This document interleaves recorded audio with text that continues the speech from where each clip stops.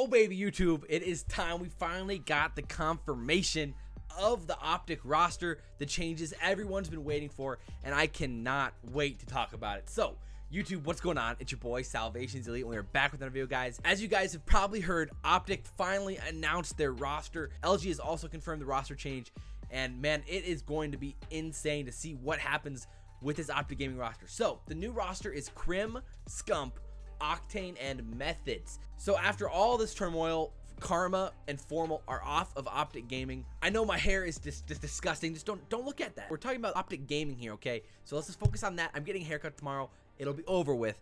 But I mean, after all of this controversy, all of the rumors, the leaks, Doug Sensor Martin leaks, and everything, we basically knew this was happening. And I'm just so glad that it's finally over, that we finally know what the roster is, who they are, and we can finally, you know, understand and predict what's going to happen with this roster. It's a lot of moving parts, obviously, for Optic, who hasn't changed it in years, and there's a lot to go through and understand how the team could perform in the future. So again, Octane came in the trade with LG, Formal goes to LG in that trade, and Methodz came from a contract buyout. So for like a little background on these guys, like Octane kind of went pro in AW, or he kind of made a name for himself in AW at least, and he played for Rise right before joining LG. Methodz just recently joined Rise and then ended up joining TK just a few months ago. So, you know, Methodz has been around the block a lot. He's one of the youngest players to start being a pro back in the day. So he's a lot of experience around the pro scene. But, I mean, it's going to be interesting how these guys play together. I mean, CRIM, Scump, they haven't had different teammates in years. And so there's a lot of variables and wild cards coming in with this new roster. Both Octane and Methodz generally prefer ARs in World War II. But Methodz has seen some ability to be able to play a flex role. CRIM and Scump will be the subs, and then Methodz will be the flex, with Octane being the main AR. That's probably what's going to happen. I mean, maybe they switch it up eventually, but I mean, for now, that seems to be the most likely option. And then when it comes to LG now, Formal's on that roster. It's going to be a really fun roster. I mean, imagine the Optic versus LG matches in the future. It's going to be insane. It's going to be so much fun to watch, and I can't wait to see Formal up against Scump and CRIM. I mean, that's just going to be so cool. And I can't wait to watch that. But I think when it comes to like the moves, Optic's biggest issue has always been motivation and the enjoyment of the game, the aspects of practicing, grinding.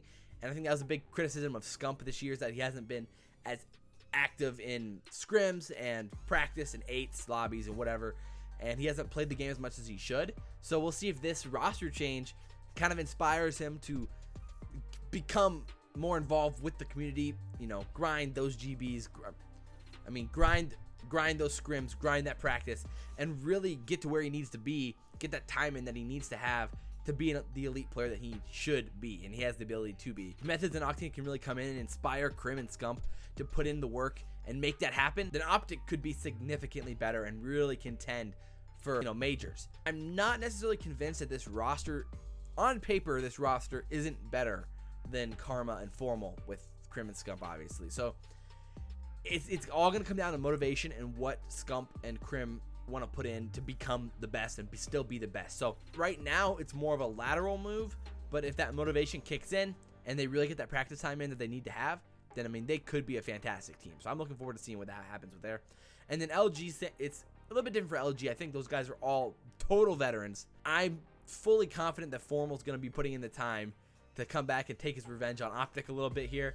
I mean, imagine how sweet that would be for him if he can knock out Optic in the tournaments and end up winning, say like Anaheim or whatever. I mean, that is, or Season 2. That is going to be awesome for him. When Formal is that motivated and wants to practice that much, he can be one of the best players in the game, obviously. That's going to be the case right here. And LG, at the worst, they're going to be the same, which is really good. They've been fantastic lately. So at the worst, they're the same, and they could definitely be better because of this. So at the end of the day, there's a lot of excitement around competitive Call of Duty. I'm trying to keep this video somewhat short because, you know, it's just a news video. There's going to be more Learn from the Pros tips series and all that coming up on the channel in the next few days and upcoming weeks.